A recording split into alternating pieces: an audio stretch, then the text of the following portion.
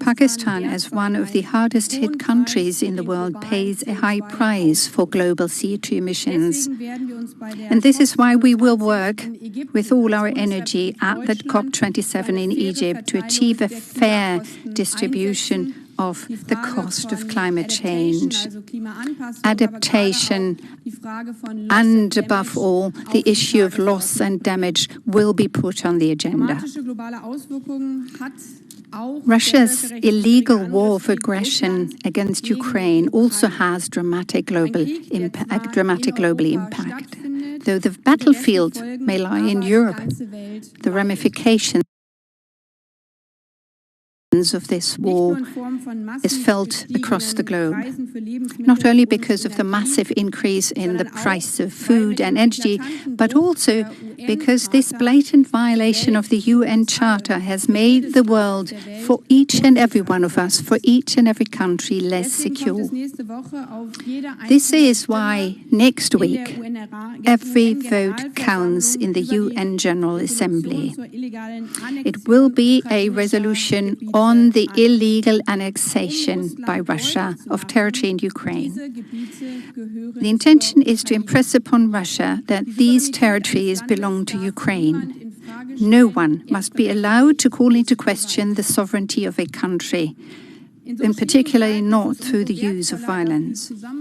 In these difficult times, the good cooperation between Germany and Pakistan, the fact that we are working together to find solutions to global problems and that we can rely on each other bilaterally is even more valuable.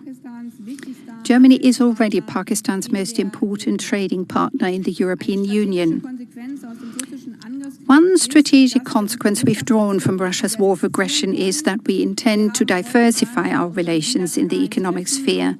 Thus, we also talk today about how we can further improve conditions for investments by German companies in Pakistan, in particular with an eye to infrastructure projects, in particular when it comes to expanding the use of renewables, green technology, not only in the area of electricity, but also expanding green industry. You pointed out once again, and I think it's very important for us to talk about this openly and honestly, that especially as far as the major infrastructure projects are concerned, others will fill the gap that results from others not stepping in.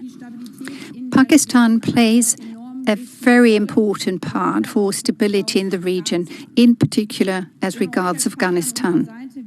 Without you as a partner at our side, it would not have been possible for us to get so many Afghans out of the country. But together we've succeeded in evacuating tens of thousands of Afghans, allowing them to leave their country and to travel safely to Germany. And I would like to use this opportunity to once again thank you for this here and now in Berlin. Unfortunately, this does not mean that this process of getting the people out of the country has been running smoothly. Recently, it has faltered. We still have many people blocked in Afghanistan whom we had pledged to accept in Germany. Thus, we also talk today about how we can make it possible for these people to leave their country. It is clear that Pakistan can continue to rely on our support. Every individual whom we pledge to accept into Germany and who is allowed to enter Pakistan will travel on to Germany. We have increased the staff at our embassy. My visit, however short it may have been, was used to provide the logisticals and organizational issues and to discuss them with Pakistan. Finally, we also talked today about the situation in another neighboring country of Pakistan, Iran, that is. For more than 3 weeks, all over the country, brave women and men have been demonstrating for their rights, for peace, for their freedoms, as have many students. The regime responded through death and the use of violence. As I watch often late in the evening, sometimes during the night, as I watch the many videos on the internet showing the relentless brutality with which a crackdown takes place on women, men, students and children, I think that strikes each and every one of us to the core. Not only me as a foreign minister, me as a mother. others as a father. It's really hard to imagine what this is like, but think, being at home, feeling like, being a mother, you see your children, and then thinking of other mothers waiting at home for their daughters or sons to return from these demonstrations, not knowing whether they will return, whether they will be imprisoned. This is something we find very hard to grasp. Living in a democracy, we find it hard to understand what is happening. At the same time, we believe this is a commitment and a duty of ours to keep a watchful eye on what is happening there, especially as Iran is trying to block the internet. I've received many messages via the social media from people in Iran, people who have asked me to transmit and broadcast the voices of these brave people, as someone who lives outside the country. And thus, I state here, loudly and clearly at this press conference, we are not looking away. We won't look away when in the most brutal fashion, peaceful demonstrators, teenagers, children are being bludgeoned, are being hijacked, are being taken away and imprisoned. We will not relent, we will not waver in our solidarity with these brave women and men. No matter how many guns and bludgeons are being used, this generation, these young people have made it very clear they want their voices to be heard, and they will not stop speaking out. Thus, we will continue to also be the voice of these people. We are raising our voices, we the politicians, in the United Nations, in the Human Rights Council, as we have done these days. And we also raise our voice to the Iranian ambassador, whom we have already summoned twice. And we also take action against those who are responsible for the brutal repression, using the means that we have at our disposal. On the one hand, we plan to impose additional sanctions. We're working with France together at the European level, and these sanctions are to come on top of those that have already been imposed. 4 sanctions systems with a total of 550 listings of units or institutions or individuals in Iran. This is what we have done and are doing at the European level these days. When the next council meeting takes place, we will hopefully take the respective decisions. And this means that those responsible for the brutal repression will have to face up and to accept the responsibility for those deeds. These people will not be allowed to enter the European Union. Their assets in the European Union will be frozen. Dear Bilawal, no matter how tough the issues we have discussed and spoken about today, in your region of the world and in my part of the world, I am immensely grateful to you for having visited me in these difficult times. Because these days, more than ever, it is important that we stay in touch, that we talk to each other across regions, and Pakistan can continue to rely on our solidarity, especially with an eye to the terrible impact of the floods in your country. And I look forward to continuing the talks and the exchange of views with you. I wish you all the best for the millions of victims of the floods in Pakistan, and thank you for having come to Berlin today. Thank you. I am delighted to be in the beautiful and historic city of Berlin, and I thank you for your gracious hospitality, for your invitation, Madam Foreign Minister. And I picked up the thread of our conversation where it was left off in Pakistan in June 2022. The Foreign Minister and I had discussed bilateral issues and had detailed exchanges on regional and international developments of mutual interest, but most importantly, the climate catastrophe of epic proportions that we're experiencing back home in Pakistan. Given Germany's important position as the driving engine of European economies and politics, our bilateral relations assume crucial significance. Our relations continue to grow from strength to strength. Last year was special as we celebrated the 70 years of our diplomatic relations between our two countries. Global and regional developments warrant an even closer partnership to successfully address the growing challenges and seek enduring solutions for global peace and security. Most of all, decades of goodwill and cooperation between our two countries must be translated into synergetic partnerships for the benefit of our two people. Since we last met and since we last spoke, the ground realities in my country have fundamentally shifted. To communicate what we have been going through during this climate catastrophe is very difficult to put into words. The words monsoons, the words floods, pale in comparison to the devastation that we are experiencing. We had a weather event of biblical proportions. We've heard of the story of Noah's floods, where it rained for 40 days and 40 nights. Well, in Pakistan, our monster monsoon started in mid-June and continued and continued and continued until the end of August. And when the rains finally stopped, a 100-kilometer lake formed in the middle of my country, leaving one-third of the landmass of my country underwater, more than the entire landmass of Great Britain underwater.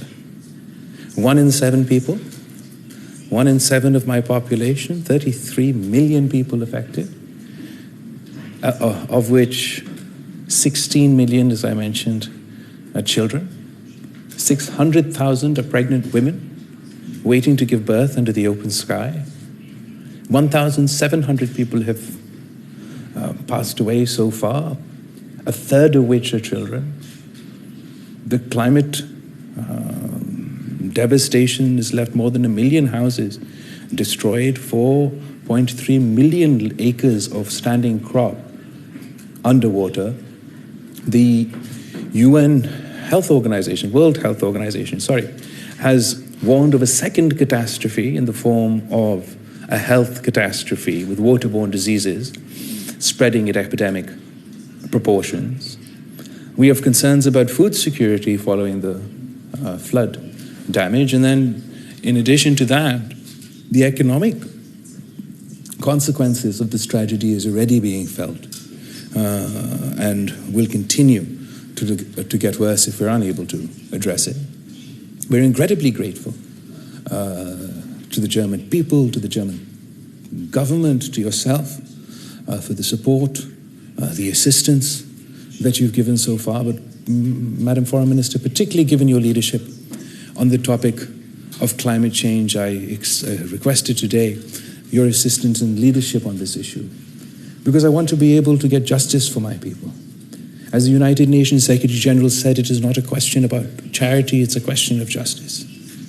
Pakistan produces less than 1% of the global carbon footprint, 0.8%. But we are amongst the 10 most climate-stressed countries on the planet. And that surely is unfair, that these 33 million people are currently paying in the form of their lives, in the form of their livelihoods, for the consequences of climate change that are a result of global action. And I hope that the solution of this global problem is also collective, is also global, because we too aspire to build back in a greener manner, in a more climate resilient manner, in a manner that has positive implications for our environment, that allows us to adapt, to mitigate, to transition for the challenging times to come.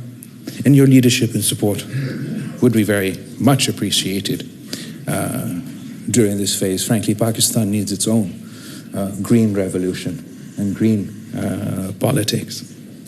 My visit to Germany builds on successful exchanges that we've been having over the recent months, not only at our level, whether it is your visit to Pakistan or our phone conversations, but we've also had the various ministers, climate change, commerce, Minister of State, having visited Germany earlier, and I am building on much of that work. I am confident that the mutual desire to deepen our bilateral relations would prove to be a win-win for both our countries. We had good discussions on ways to enhance our collaboration in trade and investment, in higher education, technology, and people-to-people exchanges. We have a significant number of Pakistani community in Germany, and in addition to the positively contributing to German society, is also a strong bridge between our two countries.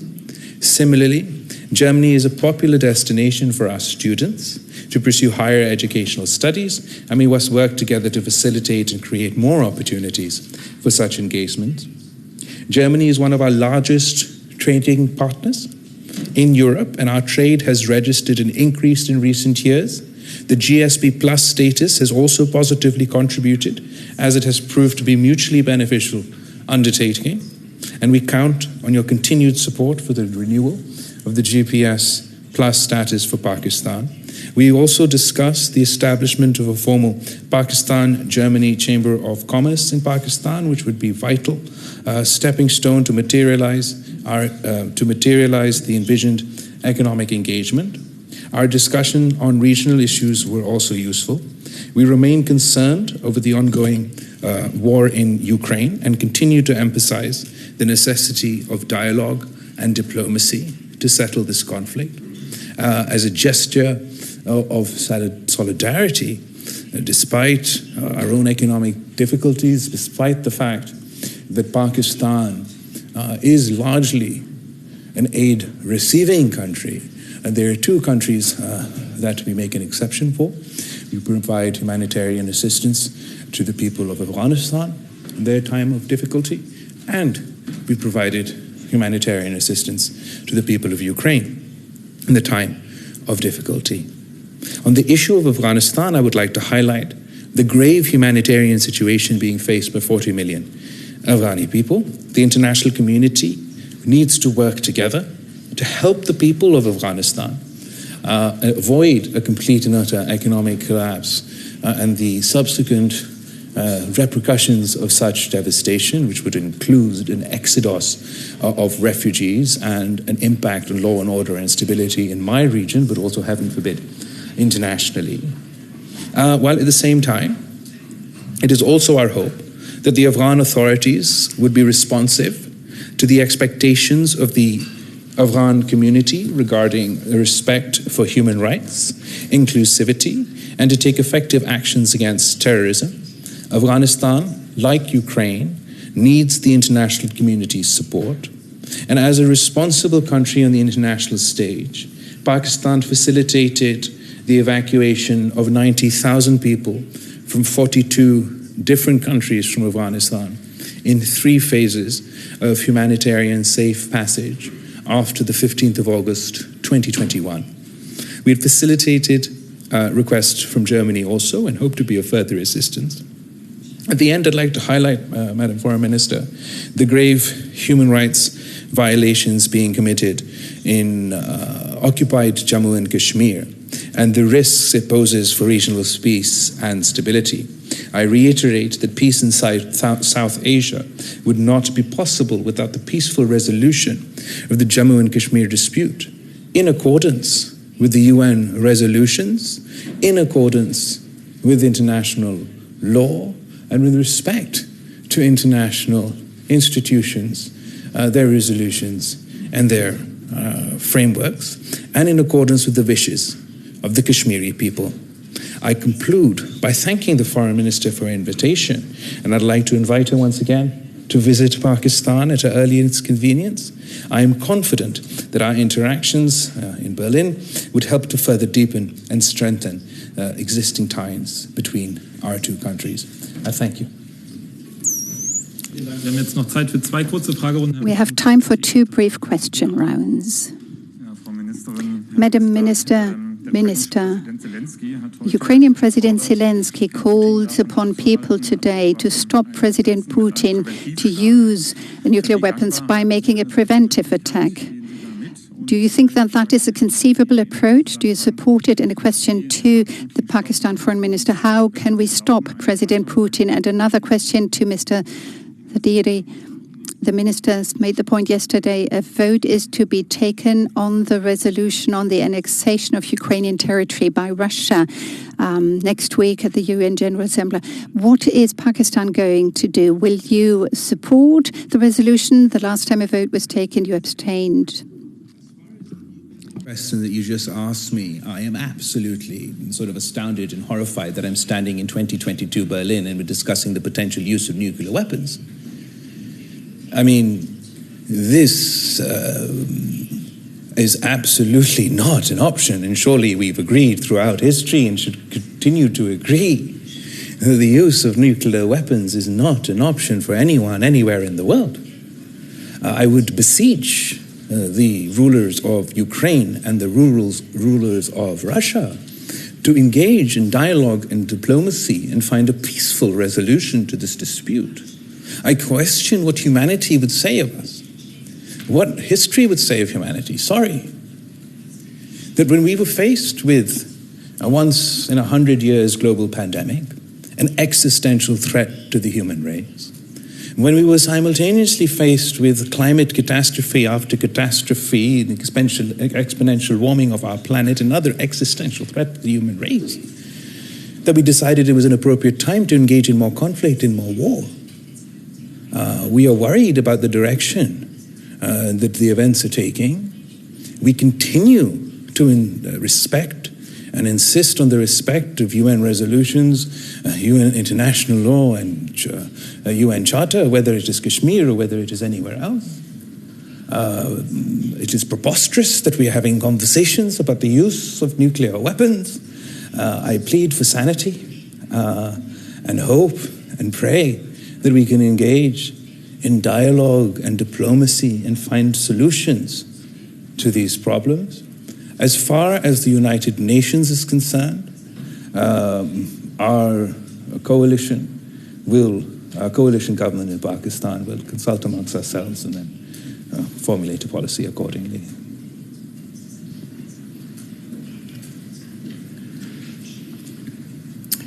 Ich glaube, die Darstellung meines geschätzten Kollegen kann man... What my esteemed colleague just said can only be supported by me. The fact that we would have to face the possibility of the potential use of nuclear weapons in this century of ours is inconceivable. Non-proliferation is the objective and the purpose for which we've all come together met. We all underline that this is an unacceptable option. Unfortunately, the Russian regime does not see eye to eye with us, and that has blocked a negotiated solution. This nuclear threat that the Russian president has issued is not totally new. He made a statement a similar statement a couple of weeks ago, but it is irresponsible. And that the international community stands up to it. As we have made clear at this press conference, we represent countries from different parts of the world. This is the stance we have to take. This is the response we have to give. This would constitute the most global and blatant violation of our peaceful order. Nevertheless, we have to be aware of what is happening on the ground. The American president was very clear. We have to take things very seriously. We find ourselves in a situation where the Russian president does not shy away from committing the worst crimes, war crimes, killing children, breaking apart families, murdering them. Every day we are closely watching what is happening and watching the news. But we continue to stand united at the side of Ukraine, defending their right to self-defense. And as you said, the statement issued by the Ukrainian side has placed it in the respective context of international law. My question goes to German Foreign Minister. I would like to draw your attention towards students and family reunion visa problem in German mission in Pakistan. The whole process takes up to 3 years. For family reunion visa, which is causing resentment and inconvenience among the people as their education and family lives are suffering. Can something be done to address this? Thank you for your question, because being now almost a year in office as a new foreign minister, this is one of the issues which was from the beginning on very high on my agenda. Unfortunately, and not unfortunately due to my work, but due to the situation in Ukraine, the horrible situation for the people there. We had the Russian war, but nevertheless, the question of visa and times also, most importantly for family reunification, what you were mentioning, is still one of the high agenda topics in my house, and this is why we reorganized the visa application and especially procedure process with a new institution here in Germany, which goes a lot into German details, so it isn't of big interest for you. But I think the important thing for you and for your people to know is that we see the problem, that we address the problem by proceeding. And one part of this is also, besides the institutional change we are doing here in Germany with for the German journalists, the BFRA, is that we reorganized these procedures also in the embassy in Pakistan, that we have more staff on the ground with regard to the Afghan people who will come to Germany, but also with regard to the waiting times for Pakistani people and especially family reunification issues. We're very grateful to the foreign minister. Ever since she's come, she's treated this issue with high priority, and we understand it's a great concern for the people of Pakistan who have great attachment and want to continue to visit Germany, that there's an incredibly long wait time. That wait time obviously was exacerbated by the COVID pandemic, but we have, as the foreign minister mentioned in her statement, we've increased this number of staff available for visa processing within Pakistan to help us with the dual challenge of the resettlement of Afghan refugees and the long waiting time of our citizens who would like to apply for visas. We're hoping to continue to be able to engage and make that process even more easier, but it will take some time to get that waiting time down. Herr Krüger, Süddeutsche Zeitung. Herr Krüger, Süddeutsche Zeitung. Madam Minister, you mentioned Pakistan part with regard to Afghanistan and the Afghan government. During your bilateral exchanges today, were you able to make further headway? The Taliban have made it difficult for German local staff to leave the country. Do you see any ways for your government to influence the position of the Taliban government in Afghanistan to facilitate people leaving Afghanistan who have received the agreement of the German government to be hosted in this country? Thank you very much. Thank you for your question. And that too was one priority since I took office. I made it very clear at the time that we wanted to talk to Pakistan about how we can speed up evacuating Afghans, not only local staff from Afghanistan, also people under a special threat because of the brutal Taliban regime, women, lawyers, civil society actors, those in special need of protection. That is how we could evacuate them and bring them to safety. At the beginning of the year, we made good headway in that regard, and very much thanks to the support that Pakistan extended to us.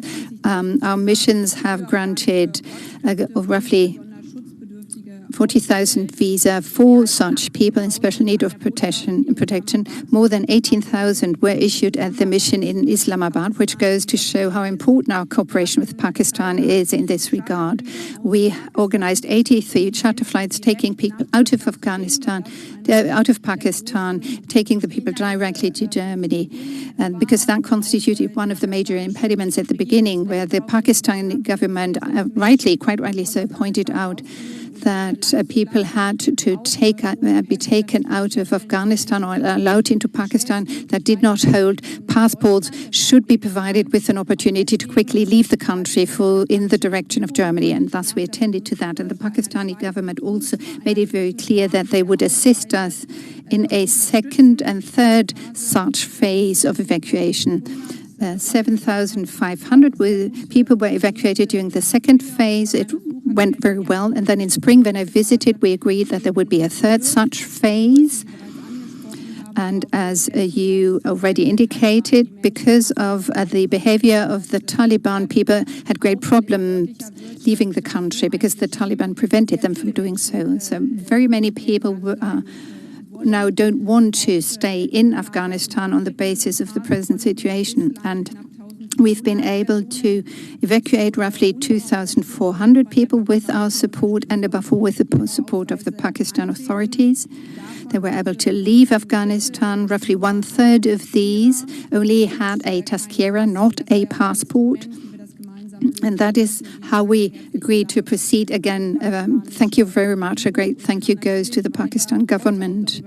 Today, too, we talked about how we can continue to provide assistance to those people who have not been able to leave Afghanistan. We had agreed on a figure, in line with the figures we achieved in the second and first phase, and that we have not yet been able to evacuate in the third phase. Even from Berlin and even from Islamabad, it is very difficult to influence the Taliban, so I don't want to go into greater detail here.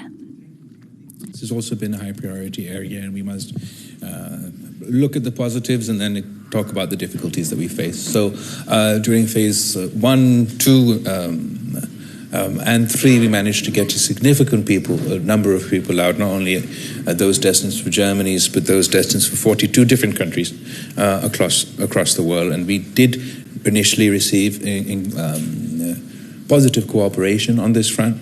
The difficulties faced now, I think we'd be able to address with some further engagement with the Afghan interim government. We can address their concerns about a brain drain or a pull away from Afghanistan by explaining that we're specifically targeting those individuals that have been working with different institutions and different governments in the past, and this is part of their commitment. I'm confident that as far as phase 3 is concerned, we will be able to, as a result of our engagement, hopefully move in a positive direction. At the end of the day, there is an interim government in Afghanistan that we have to continue to engage with if we want to see results in this and in other areas. I think by and large, their cooperation as far as getting people out of Afghanistan has been a positive story. I hope it can conclude also on a positive note. There are difficulties, but the art of diplomacy is to engage and to maneuver around those difficulties to achieve an equally beneficial situation. I think that your foreign minister has played an incredible role in getting people out of Afghanistan, particularly those of interest to Germany and the German government, and I am hoping that we'll continue to be able to work together on this issue. And the final question goes to Mr. Sahour from the Pakistani German Press Club. Oh.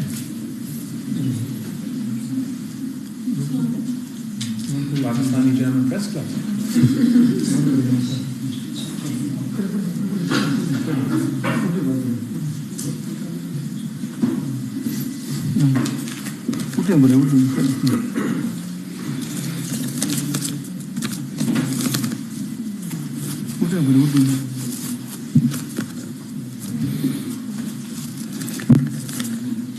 India has been committing gross human rights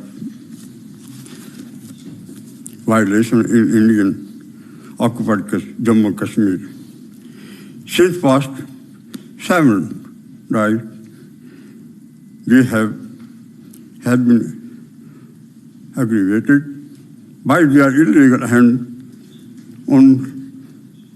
unaltered rejection of special status of territory since 4th August 2019. which is against the UN Security Council resolution.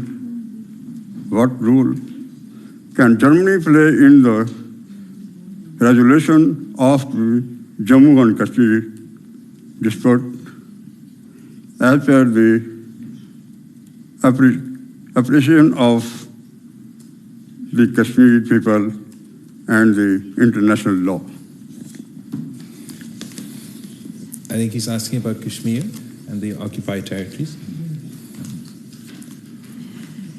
Thank you very much. I hope I got the whole question right, but on the situation on Kashmir and the role of Germany. Well, I truly believe that every country in the world has a role and a responsibility for solving conflicts and for ensuring that we are living in a peaceful world. So my call for peace doesn't only count for Europe and the situation of the brutal war of Russia against Ukraine, but this is also our responsibility to look at other regions with tensions or situation of war. And therefore, I really appreciate that we can have so close meetings and exchange of views with different actors in the world who see their regions obviously more precisely when how we can see them because we are far away. So yes, Germany also has a role and responsibility with regard to the situation of Kashmir. Therefore, we support intensively the engagement of the United Nations to find peaceful solutions in the regions.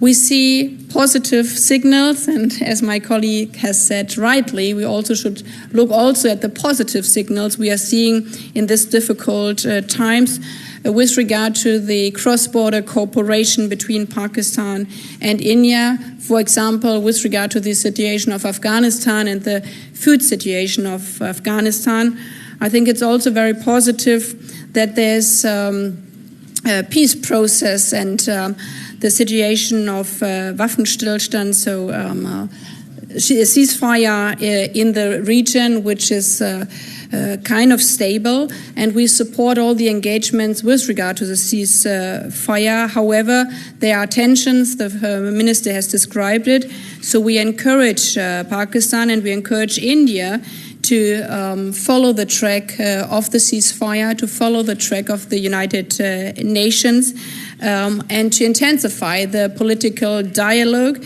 and also the political and also practical cooperations in the region. Thank you for your question. We've obviously, as I did in my statement and in our meetings, we continue to raise the issue of Indian-occupied Kashmir, and particularly given the events after August 2019, we believe, and absolutely, that international law should apply everywhere. United Nations resolutions should be respected everywhere. The sovereignty of every territory or even internationally disputed territory should be respected every year. A unilateral action in India, occupied Kashmir, cannot be approved, while unilateral action in the Ukraine is disapproved. There has to be consistency, and when we find consistency, then I believe that consistency will be reflected in areas such as the United Nations and other fora. The people of Kashmir have continued to raise their voice consistently for justice and for a peaceful resolution in lines with the UN resolutions on this issue. And we hope to see the day that the United Nations plays an appropriate role to bring this long-standing dispute to a conclusion, so we can not only have peace within our region, but we can enhance areas of cooperation. It's absolutely true to say that despite the tensions of August 2019, ceasefire along the LOC is a positive development. The fact that we've managed to make arrangements for Afghanistan to receive foodstuffs is also a positive engagement, but ultimately, in the interest of justice, in the interest of the principles of international law and UN resolutions, we hope to see a resolution of the dispute. Thank you very much. Thank you. Thank you so much.